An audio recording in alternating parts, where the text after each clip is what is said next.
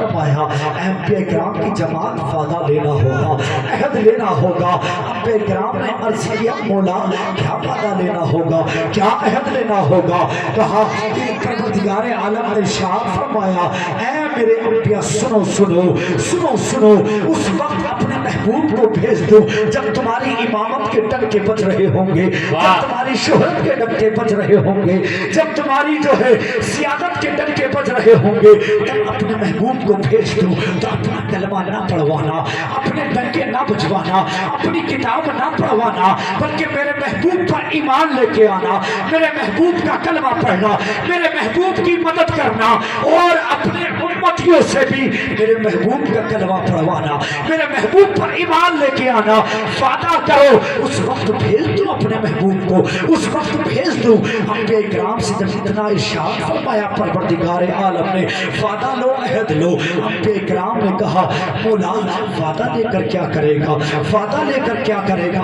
پروردگار عالم نے ارشاد فرمایا انبیاء کرام کی جماعت سنو سنو، وعدہ لے کر یہ ہوگا کہ میں جو یہ وعدہ تم سے لے رہا ہوں اس وعدے کو اپنی کتاب میں بیان کروں گا۔ سبحان اللہ، نعرے تکبیر، نعرے رسالت، علماء اہل سنت، مولانا فہیم رضا صاحب قبلہ، نعرے حیدری۔ مولا وعدہ لے کر کیا کریں گا؟ کہا اس وعدے کو قرآن میں بیان کروں گا۔ سبحان اللہ، قرآن میں بیان کروں گا، اپنی کتاب میں بیان کروں گا۔ مولا پھر کیا ہوگا، پھر کیا ہوگا؟ کہا پروردگار عالم نے ارشاد فرمایا اے لوگوں سنو سنو، اس وعدے کو اپنی کتاب میں بیان کروں گا، اور جب اپنے محبوب کو دنیا میں بھیجوں گا، زمین پر اتاروں گا، اس کے بعد میرے محبوب کے کچھ وفادار ہوں گے، کچھ غدار ہوں گے۔ جب اس وعدے کو میرے محبوب کے وفادار پڑھیں گے تو پڑھ کر خوش ہو جائیں گے، تو ہو سکتا ہے اس وعدے کو سن کر، اس وعدے کو سن کر جو میرے محبوب کے غدار ہوں گے وہ وفاداروں کی صف میں آنے کی کوشش کریں اور اپنی بگڑی بنانے کی کوشش کریں۔ اس لیے قرآن میں بیان کیا جائے گا۔ اس کے بعد کیا ہوتا ہے؟ انبیاء کرام نے وعدہ لیا، انبیاء کرام نے اقرار کیا مولا ہم وعدہ کرتے ہیں، ہم اقرار کرتے ہیں تیرا محبوب جب دنیا میں آئے گا اس وقت اگر ہماری امامت کے ڈنکے بجیں گے تو ہم اپنی امامت کے ڈنکے نہیں بجوائیں گے بلکہ تیرے محبوب پر ایمان لائیں گے، تیرے محبوب کی مدد کریں گے۔ یہ معاملہ تھا۔ اس کے بعد پروردگار عالم نے وعدہ نہیں کیا کہ میں کب بھیجوں گا، یہ وعدہ لیا بھیجوں گا، لیکن کب بھیجوں گا بتایا نہیں، کب بھیجوں گا بتایا نہیں۔ اب سب انتظار میں ہے، سب منتظر ہیں، سب منتظر ہیں کب آئے گا وہ محبوب، کب آئیں گے مدینے والے آقا، کب آئے گا وہ رسول جو آخری نبی ہے جس پر نبوت ختم کر دی جائے گی، جو نبوت کو ختم کر دے گا، وہ محبوب کب آئے گا؟ سب منتظر ہیں۔ آدم علیہ السلام بھی منتظر ہے۔ آدم علیہ السلام سے بات شروع ہوتی ہے۔ اب آدم علیہ السلام کو جنت میں رکھا گیا، ملائکہ کا مسجود بنایا، خطائے اجتہادی کے طور پر آدم علیہ السلام کو جنت سے نکال دیا گیا۔ زمین پہ آئے آدم علیہ السلام، زاروں قطار روتے رہے، زاروں قطار روتے رہے، آہیں بھرتے رہے، آہیں بھرتے تھے، سسکتے تھے اور فریاد لگاتے تھے مولا بھیج دے اپنے محبوب کو، یا رسول اللہ تشریف لے آئے تاکہ میری خطائے اجتہادی کو درگزر کر دیا جائے، یا رسول اللہ تشریف لے آئے۔ لیکن ابھی آنے کا وقت نہیں ہوا تھا۔ آدم علیہ السلام آہیں بھرتے تھے لیکن آنے کا وقت نہیں ہوا تھا۔ اس کے بعد کیا ہوتا ہے؟ نوح علیہ السلام کشتی میں سوار ہوئے، کشتی چلتی چلی جا رہی ہے، رکنے کا نام نہیں لیتی ہے۔ نوح علیہ السلام نے دل میں فریاد کی یا رسول اللہ تشریف لے آئے تاکہ میری کشتی کو کنارہ مل جائے، میری کشتی کو سہارا مل جائے، میری کشتی کو ٹھکانہ مل جائے۔ یا رسول اللہ اب تو تشریف لے آئے لیکن ابھی آنے کا وقت نہیں ہوا تھا۔ نوح علیہ السلام کی باتوں پر آنے کا وقت نہیں ہوا تھا۔ اس کے بعد میں کیا ہوتا ہے؟ نوح علیہ السلام نے دل میں فریاد کی، نوح علیہ السلام نے پیارے آقا کا نام لیا، فریاد کی تو نبی کے آنے کا وقت تو نہیں تھا لیکن نبی کے نام کے صدقے میں نوح علیہ السلام کی کشتی کو کنارہ مل جاتا ہے، نوح علیہ السلام کی کشتی رک جاتی ہے۔ اس کے بعد کیا ہوتا ہے؟ آتا ہے زمانہ ابراہیم علیہ السلام کا۔ ابراہیم علیہ السلام کو نارے نمرود میں ڈالنے کی تیاری کی گئی، نمرودیوں نے ستایا ابراہیم علیہ السلام کو۔ ابراہیم علیہ السلام نے فریاد لگائی، یا رسول اللہ تشریف لے آئے تاکہ مجھے نمرودیوں سے چھٹکارا مل جائے، مجھے نمرودیوں سے نجات مل جائے، لیکن ابھی آنے کا وقت نہیں ہوا تھا۔ اس کے بعد موسیٰ علیہ السلام کو فرعونیوں نے ستایا، فرعونیوں نے پریشان کیا۔ موسیٰ علیہ السلام نے آہیں بھری زر و قطار روئے، یا رسول اللہ تشریف لے آئے تاکہ مجھے فرعونیوں سے نجات مل جائے، فرعونیوں سے چھٹکارا مل جائے، لیکن ابھی بھی آنے کا وقت نہیں ہوا تھا۔ اس کے بعد کیا ہوتا ہے؟ اس کے بعد عیسیٰ علیہ السلام کا زمانہ آتا ہے۔ یہ وہی عیسیٰ ہے جن کو زندہ آسمانوں پر اٹھا دیا گیا تھا۔ عیسیٰ علیہ السلام کو جو ہے سلیب پر چڑھانے کا منصوبہ بنایا گیا، عیسیٰ علیہ السلام کو سلیب پر چڑھانے کا منصوبہ بنایا گیا، عیسیٰ علیہ السلام کو سلیب پر چڑھانے کا جب منصوبہ بنایا گیا، عیسیٰ علیہ السلام نے فریاد لگائی، یا رسول اللہ دیر نہ کریں تشریف لے آئے تاکہ مجھے یہودیوں سے چھٹکارا مل جائے، تاکہ مجھے نجات مل جائے، لیکن ابھی آنے کا وقت نہیں ہوا تھا۔ عیسیٰ علیہ السلام نے فریاد تو لگائی، لیکن نبی کے آنے کا وقت نہیں ہوا تھا، آمینہ کے لال کا آنے کا وقت نہیں ہوا تھا۔ پروردگار عالم نے عیسیٰ علیہ السلام کی فریاد کو سنا، نبی کے نام کی برکت سے یہودیوں کے منصوبے کو جو ہے خاک میں ملا دیا، عیسیٰ علیہ السلام کو زندہ آسمانوں پر اٹھا لیا۔ اس کے بعد کیا ہوتا ہے میرے پیارے؟ سنے عیسیٰ علیہ السلام کو آسمانوں پر اٹھایا گیا۔ اس کے بعد بنی اسرائیل کے انبیاء کا اختتام ہو جاتا ہے۔ اب کوئی نبی آنے والا نہیں تھا، اب صرف مدینے والے آقا کو آنا تھا، آمینہ کے لال کو آنا تھا، اب کوئی نہیں آنے والا تھا۔ اب یہاں پر وقفہ ہوتا ہے، کتنا وقفہ ہوتا ہے؟ 570 سال کا عرصہ گزرتا ہے، 570 سال گزرتے ہیں۔ اس 570 سال کے عرصے میں تقریباً 6 صدیاں ہیں، 6 صدیاں، کم و بیش 6 صدیاں گزر جاتی ہیں۔ ان 6 صدیوں کے اندر کیا معاملات ہوتے ہیں وہ آپ کے سامنے رکھتا ہوں۔ ابھی نبی تشریف نہیں آئے ہیں، نہیں لائے ہیں، ابھی عیسیٰ علیہ السلام کو اٹھایا گیا آسمانوں پر۔ اس کے بعد کیا؟ پوری دنیا نبیوں سے خالی ہو گئی، کوئی نبی موجود نہیں، سب اپنی قبر انور میں تشریف فرما ہے، سب اپنی اپنی قبروں میں جو ہے جلوہ نما ہے، کوئی دنیا میں موجود نہیں ہے۔ کیوں؟ ہم اللہ کا محبوب آنے والا تھا، اس کا وقت آنے والا تھا۔ اس کے بعد کیا ہوتا ہے؟ یہ 6 صدیاں جو ہے تقریباً 570 سال کا جو عرصہ ہے، شیطان کو موقع مل جاتا ہے، شیطان کو موقع ملا، اس شیطان نے اپنے پیروں کو پھیلایا، اپنے پیروں کو پھیلایا، اور ایسا پیروں کو پھیلایا، ایسا پیروں کو پھیلایا کہ اس عرصے کے اندر شیطان نے انسان کو درندہ بنا دیا، شیطان نے انسان کو جانور سے بدتر بنا دیا۔ یہی انسان تھا عرب کی سرزمین پر، یہی انسان ایک انسان دوسرے انسان کا دشمن بن چکا تھا۔ غریبوں کو ستایا جا رہا ہے، مظلوموں کو ستایا جا رہا ہے، عورتوں کو ستایا جا رہا ہے، یہاں تک کہ بچیوں کو زندہ دبایا جا رہا ہے۔ یہ معاملات تھے۔ اس سے آگے شیطان نے اور اپنے پیروں کو پھیلایا، جہالت بڑھتی چلی جا رہی ہے، تاریکیاں چھاتی چلی جا رہی ہے، زمانہ تاریکیوں میں ڈوبتا چلا جا رہا ہے۔ کیا معاملات تھے؟ اس کے بعد جب شیطان نے اپنے پیروں کو پھیلایا تو کیا ہوتا ہے؟ باپ اپنی بیٹی کو زندہ دفن کرتا ہے، اگر شوہر کا انتقال ہوتا ہے تو اس کی بیوی کو اس کی چتا پر جلا دیا جاتا ہے۔ یہ معاملات تھے اس وقت کے، اور زیادہ یہی انسان درندہ صفت بنتا ہے۔ کیا معاملات ہوتے ہیں؟ یہی انسان آج ہم خانہ کعبہ کا طواف کرنے جاتے ہیں، احرام باندھتے تب خانہ کعبہ کا طواف کرتے ہیں، لیکن اس وقت میں وہی انسان جو ہے خانہ کعبہ کا طواف ننگے ہو کر کرنا شروع کر دیتے ہیں۔ اللہ اکبر۔ یہ معاملات تھے جب خانہ کعبہ کا طواف وہ لوگ ننگے ہو کر کرتے تھے تو خانہ کعبہ فریاد لگاتا تھا، یا رسول اللہ دیر نہ کریں تشریف لے آئے۔ ایک انسان دوسرے انسان کو ننگا دیکھنا پسند نہیں کرتا، لیکن یہ کتنے ننگے لوگ ہیں کہ تیرے گھر کا طواف ننگے ہو کر کرتے ہیں۔ اللہ اکبر۔ خانہ کعبہ فریاد لگاتا ہے، مولا اب تو اپنے حبیب کو بھیج دے تاکہ ان ننگے لوگوں سے مجھ کو چھٹکارا مل جائے۔ وہ صفا مروا کی پہاڑی جس پر لوگ دوڑتے ہیں تو اپنے گناہوں کو مٹاتے ہیں، اللہ تعالیٰ اللہ نے اس پہاڑی کو بنایا گناہ مٹانے کے لیے. اس پہاڑی پر لوگوں نے زنا کرنا شروع کر دیا, بدکاریاں کرنی شروع کر دی. جب لوگ اس پر بدکاریاں کرتے تھے تو صفا مروہ فریاد لگاتی تھی, مولا آپ تو اپنے حبیب کو بھیج دے, ان لوگوں نے مجھ پر بدکاریاں کرنی شروع کر دی ہے. اے مولا تو نے مجھے پیدا کیا تھا, تو نے مجھے بنایا تھا لوگوں کے گناہ مٹانے کے لیے, لیکن انہوں نے مجھ پہ ہی گناہ کرنا شروع کر دیا ہے. اے مولا آپ تو اپنے حبیب کو بھیج دے. یا رسول اللہ دیر نہ کریں تشریف لے آئے.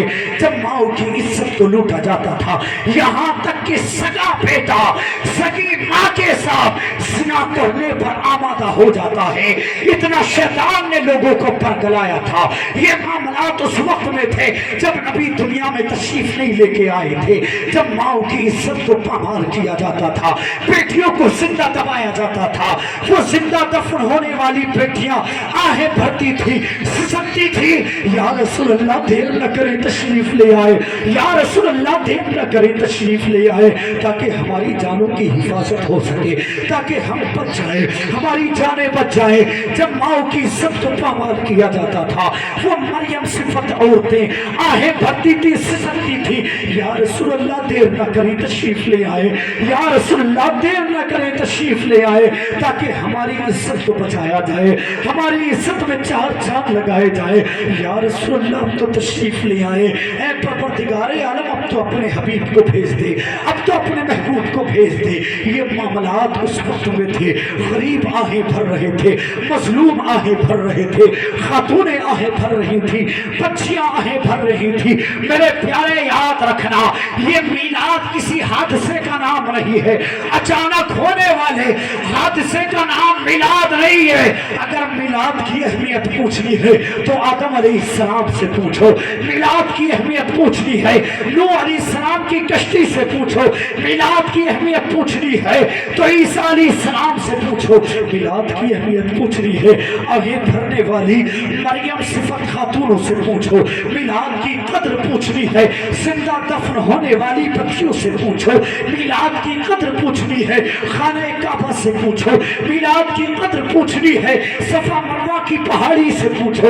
وہ بتائیں گے میلاد کیا ہوتا ہے, میلاد کی قدر کیا ہے, میلاد کی شان کیا ہے, کس کو میلاد کہا جاتا ہے. میرے آنے ہی ہوا تھا, پوری دنیا میں آہیں بھری جا رہی ہے, پوری دنیا پکار رہی ہے, یا رسول اللہ دیر نہ کریں تشریف لے آئے, یا رسول اللہ دیر نہ کریں تشریف لے آئے. لیکن ابھی آنے کا وقت نہیں ہوا تھا, ابھی محبوب کو بھیجنے کا وقت نہیں ہوا تھا. جب چاروں طرف تاریکی چھا گئی, ظلمت ہی ظلمت ہے, اس کے بعد اللہ کے حبیب نے اعلان کیا, اللہ کے خطیب نے اعلان کیا, اے لوگوں تیار ہو جاؤ, اے لوگوں ہوشیار ہو جاؤ, اے لوگوں تیار ہو جاؤ. اب اللہ کا محبوب آنے والا ہے, مدینے والے آنے والے ہیں, مامنہ کا لال آنے والا ہے, تیار ہو جاؤ. اور کس شان کے ساتھ وہ اللہ کا محبوب آتا ہے, حضرت عبداللہ کی پیشانی سے وہ نور منتقل ہو کر حضرت آمنہ کے شکم میں پہنچتا ہے. نعرہ تکبیر, نعرہ رسالت, جشن عید میلاد النبی, جشن عید میلاد النبی, درگاہ جنہ صحابہ, درگاہ جنہ صحابہ, نعرہ تکبیر, نعرہ رسالت. وہ نور حضرت عبداللہ کی پیشانی سے منتقل ہو کر کہاں جاتا ہے, حضرت آمنہ کی شکم میں جاتا ہے. حضرت آمنہ کی شکم میں جب وہ نور جلوہ فگر ہوا, حضرت آمنہ جدھر جاتی, اگر پہاڑی علاقے میں جاتی تو پہاڑ آپ پر پڑتے صلی اللہ علیہ وسلم.